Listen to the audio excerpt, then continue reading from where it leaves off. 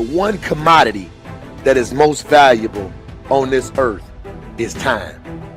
Time to love, time to live. From the moment the human body is born, it begins dying. I can live with no responsibility whatsoever. The price I pay is that nothing matters. Or I can reverse it and everything matters. But I have to take the responsibility that's associated with that. And so if your life isn't everything it could be, you could ask yourself, well, what would happen if you just stopped wasting the opportunities that are in front of you? What is death? Is it the end? Or is it the beginning? And what is life? What is this thing we call life? What makes life so unique and so beautiful? It is beautiful because whatever you have that you may be facing, what you may be dealing with, life is still good. You are living and achieving your dreams. Find time to better yourself, read, explore, research, live life, do things you've never thought of doing before. That's what it's all about. It might not be fun, it might not be easy, but it is profitable. It does give you results. Think about all of the great people that we admire in our society and the things that they must have had to go through in order to make it look effortless. And one day you're gonna be great, but you think you got time. You think you got time. AET 3 years from now, 5 years from now. I'm telling you, you deserve to be great now. And not only do you deserve to be great, there's some people in your life. You must be yourself if you want to experience your true purpose in life. If you're different, be different. Be different and do it with pride. If someone doesn't like it, if many people don't like it, who cares? Your life would feel better and richer if you had a goal, you chased that goal, you accomplished some things, and you would get this boost of confidence, you'd get this boost of self-esteem, like whatever it is that you're going to do. Learn from what you've just done, move forward. Learn from what you've just done, move forward. Repeat, repeat, repeat, all the way forward until one day you're going to get to the end of that tunnel and you're going to see the light. You need to take massive action. And if that doesn't work, try something else. If that doesn't work, try something else. Keep going with massive action and you will find the way because it will give you momentum. The time is now. The time is now to express and for people to believe in themselves. The time is now for it to be okay to be great. Listen to me, if you work for it, if you're willing to put in that sweat, that blood, and those tears, baby, I'm telling you, you can have what you want, be what you want, do what you want. Are you hearing me? And start now. Start believing, start dreaming, and create the life and the person that you really want to see. I think it's good to remember that if we just go along with the crowd, we won't wind up with much more than the wish that we could do it all over again, and as far as we know, you can't. If we want to amount to anything as individuals, we need individual goals, individual thinking, individual actions, and we must never conform to the big group. We must love them, we must help them, we must serve them, because our whole success will depend on our ability to do these things. But never lose our own individuality and our identity by permitting ourselves to become submerged in what has historically proved itself to be little more than a suffocating sea of indirection and purposelessness. If we want to emulate someone, fine, but let's be choosy in whose steps we follow. It's the only life we've got. And remember to think. Imagination is everything, and we can become what we can imagine. If you find yourself getting depressed and down at the mouth, as we all get once in a while, you might want to remember this quotation by Dean Briggs. He said, "Do your work. Not just your work and no more, but a little more for the lavishing's sake. That little more which is worth all the rest. And if you suffer as you must, and if you doubt as you must, do your work. Put your heart into it, and the sky will clear. And then out of your very doubt and suffering will be born the supreme joy of life." Believe it or not, in an age when we've come to nearly deify leisure time, we've almost lost sight of the fact that virtually all our satisfactions, rewards will come not from our leisure, but from our work. And don't forget the strangest secret. We become what we think about.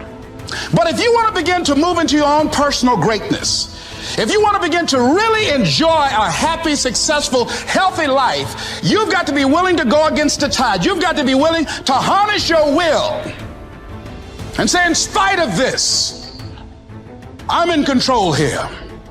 I'm not going to let this get me down. I'm not going to let this destroy me. I'm coming back, and I'll be stronger and better because of it. You have got to make a declaration that this is what you stand for. You're standing up for your dreams. You're standing up for peace of mind. You're standing up for health. You want it, and you're going to go all out to have it. It's not going to be easy. When you want to change, it's not easy. If it were in fact easy, everybody would do it. But if you're serious, you'll go all out. So yes, I'm going to turn this situation around. I'm not going to sit back and moan and cry over what happened and what went wrong and who did what.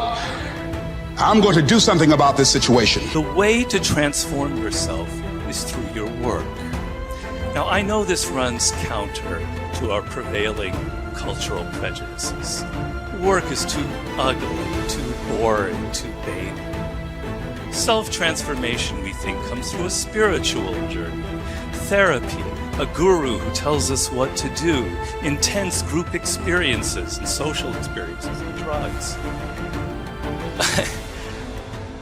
But most of these are ways of running away from ourselves and relieving our chronic boredom. They're not connected to process, and so any changes that occur don't last. Instead, through our work, we can actually connect to who we are instead of running away. And by entering that slow, organic process, we can actually change ourselves from the inside out in a way that's very real and very lasting. This process involves a journey of self-discovery that can be seen as quite spiritual, if you like. And in the end of this process, we contribute something unique and meaningful to our culture through our work, which is hardly ugly, boring, or vain. This intense focus on one goal is not easy, but it is all important. Orison Swett Marden wrote, "The giants of the race have been men and women of concentration who have struck sledgehammer blows in one place until they have accomplished their purpose. The successful men and women of today are those of one over, mastering idea, one unwavering aim, men and women of single and intense purpose." Marden also said that every great man has become great. Every successful man has succeeded in proportion as he has confined his powers to one particular channel. Single-minded concentration in the direction of your dreams will intensify your desires and increase your emotional drive toward your goal. This intensity of concentration will activate the law of attraction and begin to attract people and opportunities into your life to help you to achieve your goal. The more you think about your goal, the more it will come to dominate and direct your life. The more you think about it, the more rapidly you will move toward it, and it will move toward you. Great men and women are those who absolutely believe that they are put on this earth to do something wonderful with their lives. They have a vision of something greater or better than their current circumstances. Personal greatness means having a sense of destiny and a conviction that your thoughts and your imagination are the only real limits to your possibilities. William James said, compared to what we ought to be, we are only half awake. We are making use of only a small part of our physical and mental resources. Stating the thing broadly, the human individual thus lives far within his limits. He possesses powers of various sorts which he habitually fails to use. The founder of Success magazine, Orison Swett Marden, once said, "There are powers inside of you, which if you could discover and use, would make of you everything you ever dreamed or imagined you could become." In a 5-year study of leaders reported on in his book, Leaders, Warren Bennis discovered that each of them consciously avoided the comfort zone by continuously setting higher goals. They never allowed themselves to become complacent. They lived their lives fully extended, always striving to be and do more. To develop unshakable self-confidence, you need to see yourself and think of yourself as a leader, and to do what leaders do. You need to stretch yourself toward the outermost boundaries of your potential. You need to set goals that draw out of you the very best that is in you. You need to work toward objectives that cause you to feel a sense of mastery and peak performance.